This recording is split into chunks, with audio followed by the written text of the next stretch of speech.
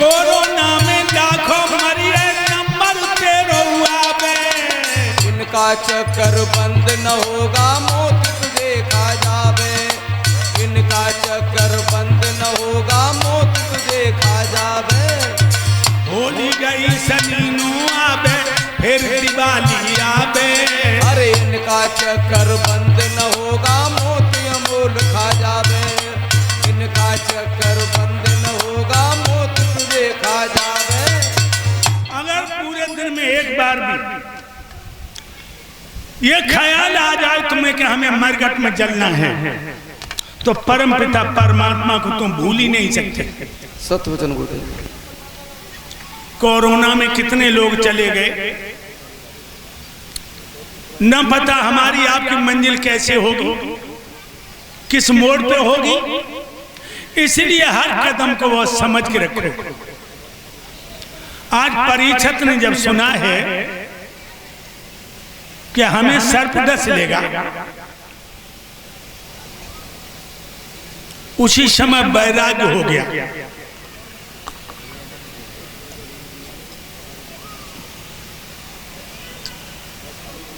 अपने ज्येष्ठ पुत्र जन्मेजय को दिल्ली का तख्त दिया और श्री हरिहर गंगा के किनारे शुक्र ताल पर पहुंचकर खाक पे बिस्तर लगा दिया। जब शुक्र ताल पे खाक पर बिस्तर लगा दिया, वो दृश्य देखने के लायक था। एक तरफ तो ठंडी ठंडी हवा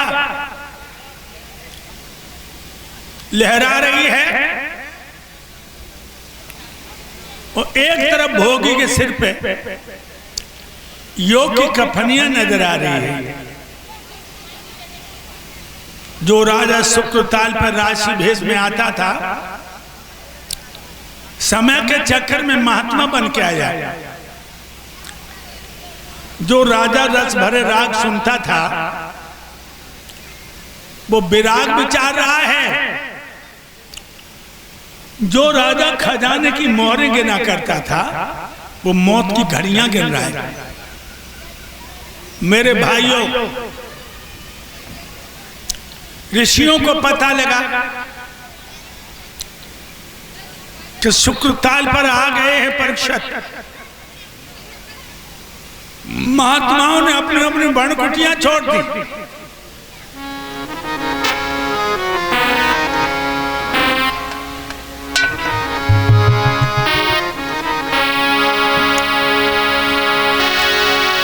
दौड़ पड़े सब संत, जीव को अंत हो तो मेरे भाई। अरे शुक्रताल पे भूप को ऋषियन ने घेर लो।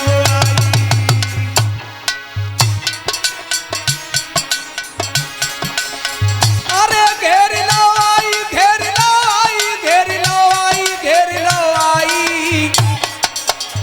शुक्रताल पे आज रे ऋषियन ने घेर लो आई। शुक्रताल पे आज रे साधुन ने घेर लो आई।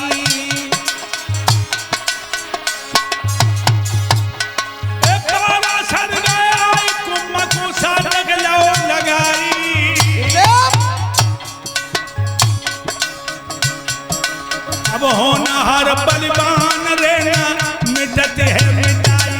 अब होनहार बलवान रेना मिटते है मिटाई। अब होनहार बलवान रेना मिटते है मिटाई। मेरे भाइयों, भरद्वाज कर्दभुकतान व्यास वशिष्ठ लोम श्रृंगी पाराशर कुम्मज कहां तक इन्हें नाम गिनाऊं। 88,000 महात्माओं ने घेर लिया और अपनी अपनी बुद्धि से मुक्ति का मार्ग बताने लगे। तब तक व्यास नंदन अवधूत महाराज श्री सुखदेव जी का पदार्पण हुआ।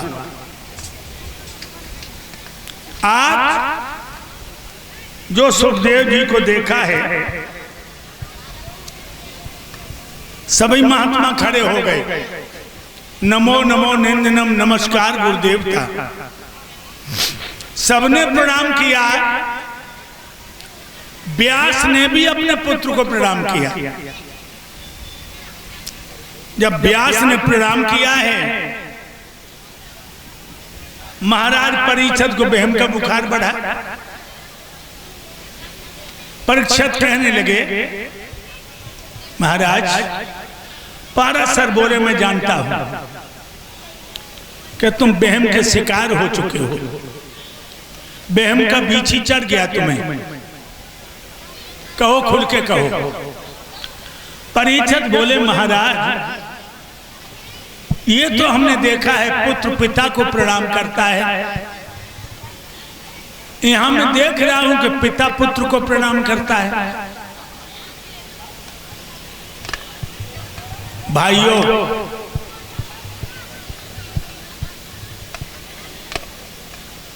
ए लड़की चुप बैठो, बातें करने आई हो क्या? शांत बैठो।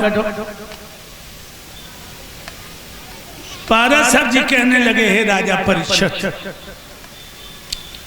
हम बेशक ऋषियों के पति धर्मंग धुरंधर ज्ञानी हैं, लेकिन हम लोगों में सुखदेव सबसे आगे हैं। क्या तुम्हें मालूम नहीं, ये मुक्ति का रूप धारण करके अवतरित हुए हैं और पैदा होते होते नारा लिए हुए ये जंगल की तरफ चले गए।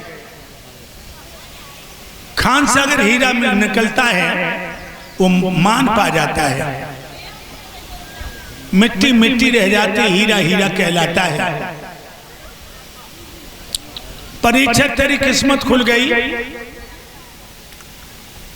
जो सुखदेव की आ गई। अब तुझे मुक्ति का मार्ग अवश्य बता देंगे। सो राजा परीक्षित ने श्री सुखदेव जी के चरण पकड़ लिए। सुखदेव जी कहने लगे, यहां ये भीड़ कैसी लगी है? जवाब दिया, महाराज संगी ऋषि ने हमें श्राप दिया है, 8 में रोज तक्षक डसेगा। कल का दिन जन्मेजय को राज तिलक में चला गया, 7 ही रोज बाकी हैं, मेरी मुक्ति कैसे होगी?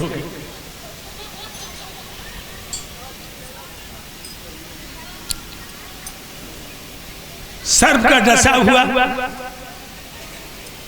उत्तम गति नहीं पाता। श्री सुखदेव जी बोले, हे राजा परीक्षित, 7 दिन तो बहुत हैं, तेरी मुक्ति में क्षण भी नहीं लगेगा। कैसे? जवाब दिया, भ्रष्टो भ्रष्टो भागवता तरंत। भ्रष्ट से भ्रष्ट जीव भागवत रूपी नौका पर बैठकर भवसागर से पार हो जाता है। तुम भगवान की भागवत सुनो, ज्ञान की गाथ में केशव की लीला रंग जमाएंगी